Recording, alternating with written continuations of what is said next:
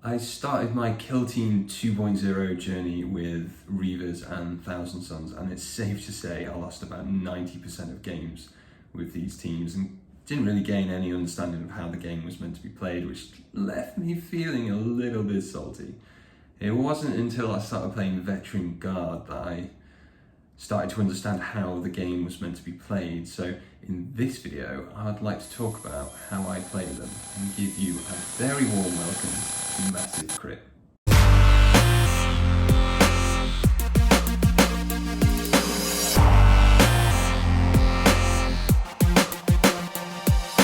I've played a healthy amount of games now with this faction, and I even took them to a tournament of sorts. Well, it was only a 4 versus 4, so just 3 games on Saturday, but there were prizes, so this makes it legit, right? So I went in for the fun of it and just hoped that I would win first prize for Best Painted. Well, I didn't win the Best Painted, which surprised me because my wife does assure me I'm the best painter ever. But I did take first place, winning all 3 of my games and racking up 31 points for the day. I played Grey Knights, War Coven and Veteran Guard, which admittedly isn't the most competitive of lineups, and I got lucky on more than one occasion. I'm by no means an expert, but the Vet Guard now have a special place in my hobby which compels me to want to talk about them. Let's get this started then. And here they are. Shameless hobby plug, I know, but what can I say? They are some of the old Colonel Schaefer's Last Chance models with a couple of Gaunt's Ghosts, and I just love them. They've got so much character, but the team itself, they perish easily but can still pack a punch and get the job done if they work together. For the way I run them, with the 10 operatives, they are a glass cannon team, and what helped me get to grips with them was to apply a value system to each model from a different yet timeless game, chess. Because let's be honest, the Vet Guard are going to die, but the value system helps me determine how they can die well. I'm going to show you the list that I'm currently running and how I intend to extend it to a full roster. So let's take a look at the first data card, which of course is the Sergeant Vet with Plasma Pistol and Power Weapon. It's just my favourite combo. I mean, the Plasma Pistol is 4 attacks, 4 plus, with damage 5-6, AP 1, and if you supercharge, that goes to AP 2 and gives it the hot special rule. Really handy weapon, and I like the power weapon to go with that, so it's 4 attacks hitting on 3s, damage 4-6 with a lethal 5+. This guy can really handle himself, and the Sergeant is like a king in chess, because if you lose him, the game's over, and as long as the Sergeant is alive, this list has access to Guardsman orders, which I'll talk about later, along with tac ops, but for me he's more of an endgame operative to clean up and get a few last minute VPs. My second operative in the list is the comms veteran. He's a bit like the queen in chess, because good luck trying to win if you lose him. I take him for his ability in unique action. He must always stay with the Sergeant and must not get fragged. No firefights for him, because if he stays within red of the Sergeant, he can relay orders to the whole team for 1 APL, and he can also top up another veteran's APL, which I'll talk more about later. My third pick is the Zelda veteran, and I gave her the hand axe and the hot shot capacitor pack. I've given her these just to give her a better edge, which potentially will help her do her job more effectively. I like to see her like a rook in chess, because her main job is to protect the Sergeant and comms operative. The Emperor Protects ability allows her to re-roll her defense dice against shooting attacks, which can help her keep alive at times, but for the sake of the Sergeant, she is there to sacrifice herself to keep him alive. The next 3 operatives are the veteran gunners, of course, and I like to equip one with a melter gun, because why wouldn't you? And I see him like a pawn in chess because he is sacrificial. He's not always useful, yet in the right move he can still take down the queen. He's an absolute beast and scares the living shite out of your opponent, great for deleting operatives. I see him as a bit of a jack in the box, like to keep him on conceal and jump him out at the right time to take down a key player. And he can always use ancillary supports if he's not in range of anything with the melter gun. The other 2 gunners I like to run is the plasma gun, because supercharge is amazing, And the other one is the grenade launcher, because she can choose the frag or crack profile, which makes her great against different enemy threats. And because of their range, I see them like knights in chess. I'm okay with losing them as long as they take out one of the opponent's key operatives first. So you've guessed it, their job is to take down opposing key operatives, and they can play the mission at the same time. My seventh choice is the spotter, and I like to equip him with a hotshot just in case. And I see him like a bishop, a key piece that can be used to sneakily neutralise enemy threats. The obvious choice would be to pair the spotter with a sniper because of the spotter's unique action, but I only do this if the opposing kill team has operatives that have the silent special rule. If the opposing team does not have operatives with the silent special rule, I will not pair him with the sniper, because if we're playing the sniper right, then our sniper will already be on a vantage point, which allows him to treat enemy operatives lower than him as if they have an engage order. So instead, I pair the spotter with either the plasma or grenade launcher veterans, whichever puts an itch in my trigger finger at the time, and they will likely be more active in the kill zone going against enemy operatives who are on a conceal order. And if not, the spotter can even find his way to a vantage point to use mortar barrage. My eighth operative is indeed the sniper. Again, I see him like a bishop, a key piece that can be used to sneakily neutralise enemy threats. The sniper ability is amazing. As long as he doesn't move, he can shoot from conceal, but can still dash to get the right target. Quality. I like to keep him as a lone wolf on a vantage point to restrict enemy movement and hopefully dish out some mortal wounds. My ninth choice is the hardened veteran, and I give him the hot shot. He's like a knight in chess, and he's my main vanguard unit. His ability is just too good not to take, which is effectively a 5+ feel no pain. I use him as my main vanguard unit, pushing the objectives and shrugging off those wounds. His bionic arm keeps him handy in combat, which inevitably happens. He is one of the main players for the mission. The 10th and final operative I like to take is the medic, and I equip her with a hotshot. Like a bishop in chess, I use her to support other operatives. If the medic and the hardened veteran met online, they would definitely both swipe right at each other. I love the use of the medic action to give wounds back to the hardened veteran, pushing his survivability. The hardened vet is one of the most durable operatives in the list, but the medic makes him so much more vulnerable. He just keeps coming back for more. Because I'm only running the 10 vet guard, I get the option of ancillary support, and I like to take two sort of options depending if I'm fighting elite teams or high model count teams of like 10 models plus. So we'll start with the elite teams, and I love the marked airstrike. In my opinion, is far superior to the artillery barrage because of the better ballistic skill, and it's great at the start of the game when models are all grouped together. It's not used to kill, but to chip wounds off, so the gunner operatives have a better chance of taking them out in one shot or from a cheeky hot shot. Yep. The other is the guided missile. Again, is a compulsory take for elite teams. It's great stats for taking down 12 wound models, but can still be fluffed when Lady Luck is frowning, so a little hit and miss.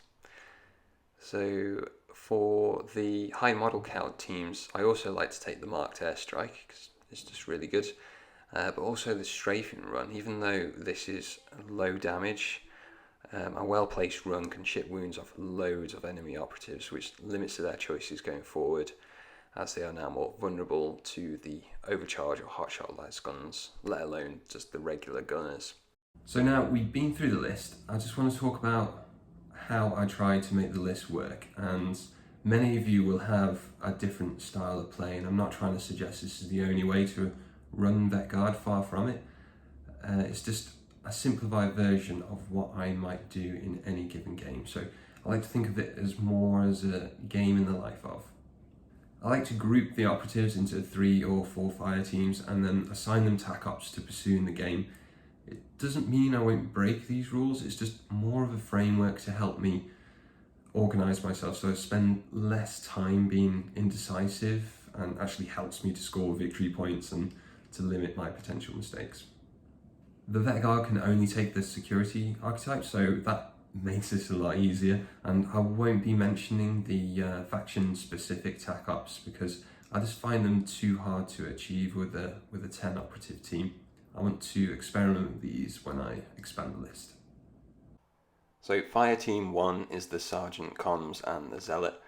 Their main job is to heroically hide until the end of the game, to play for seize ground or possibly central control when I've lost all the other operatives, but the Sergeant and the Comms are to stay together to relay orders to the whole team. Comms can increase APL of the Zealot, so she can move, shoot and dash back into cover, or the same with the Sergeant, you could also make a cheeky charge if it's safe to do so. The team camp on conceal on some backfield objectives depending on what mission is in play, and if any enemy operatives get too close, the Zealot is there to at least chip off some wounds so the Sergeant can finish them off. So Fire Team 2 is the Hardened Vet, Medic and Grenade Launcher Gunner. I know they aren't WYSIWYG, so don't call the WYSIWYG police on me, but they are to play the mission. The Hardened Vet and the Medic are to stick together as the Vanguard unit to play out field objectives, central control, or play for plant the banner. Because of the Hardened Vet's survivability, I find him the best option to hold the banner, and the Grenade Launcher is to provide fire support, preferably from a vantage point if possible. And she can get frags as long as she takes out something good first to help achieve hold the line. Fire Team 3 is the Melter Gunner, Plasma Gunner and the Spotter. Again, they are to play the mission, hold the line by preventing enemy operatives from getting too close, and they can play for central control too. The Plasma Gunner and Spotter stay together so they can take out concealed operatives, or the Spotter can find a vantage point to use mortar barrage from silent if not.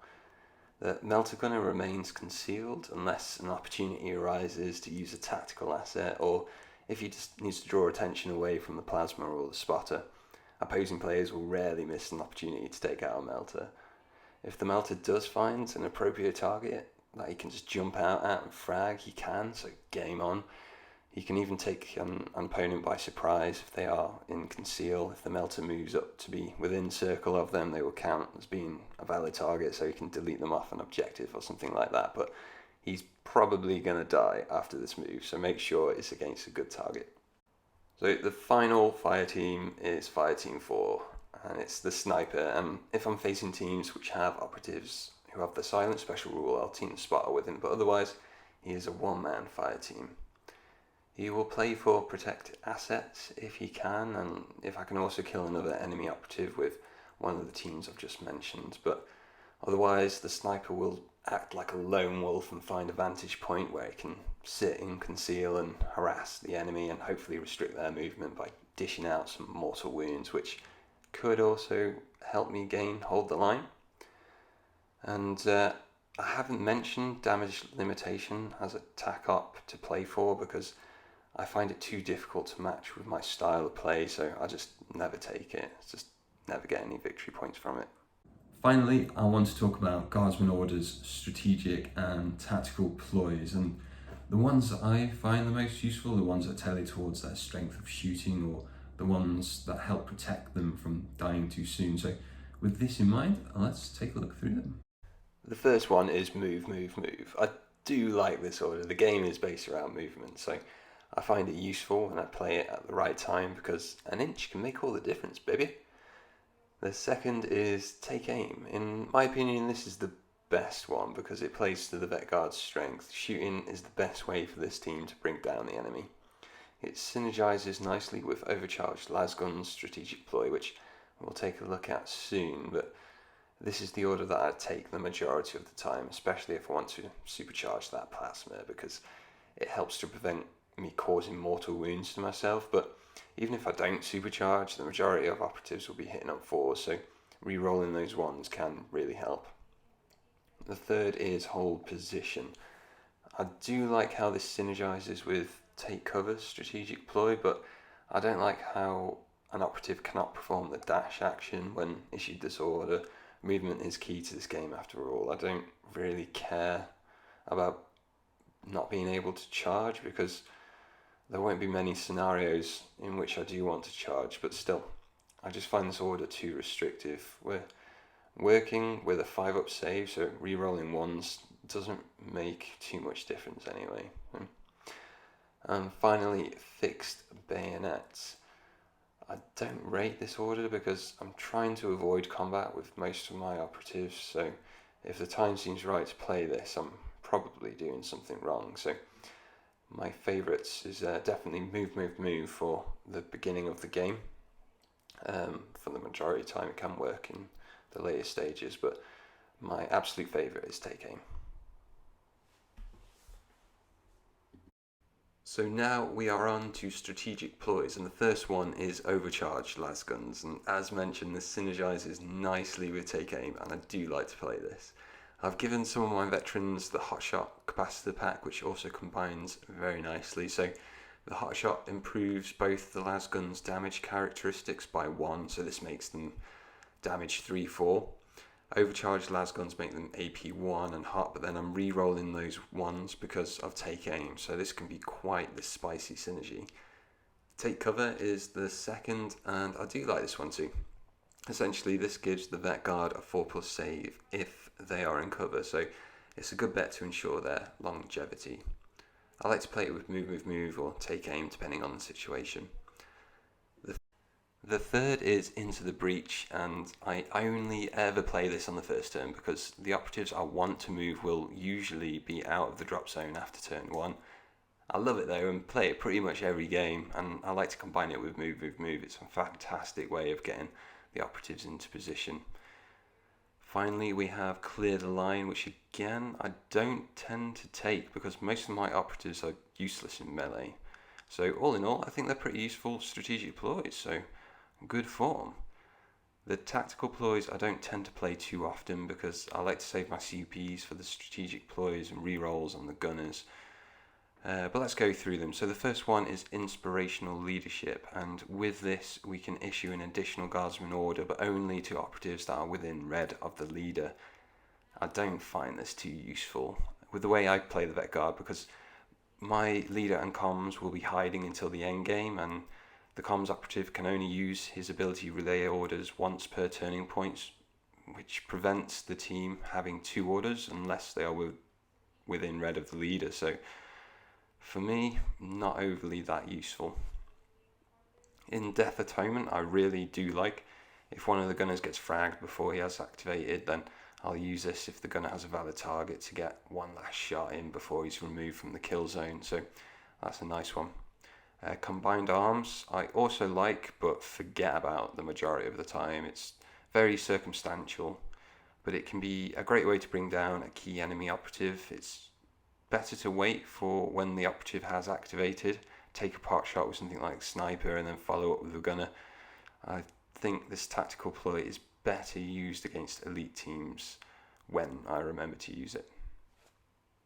There we have it. That's pretty much how I run the Vet Guard in a nutshell, and I think it's a good sort of all-round list that can take on different opponents, but it does tend to struggle against the fast-moving combat teams like Drukhari or Harlequins, and like the hard-to-shoot teams as well, like Wormblade.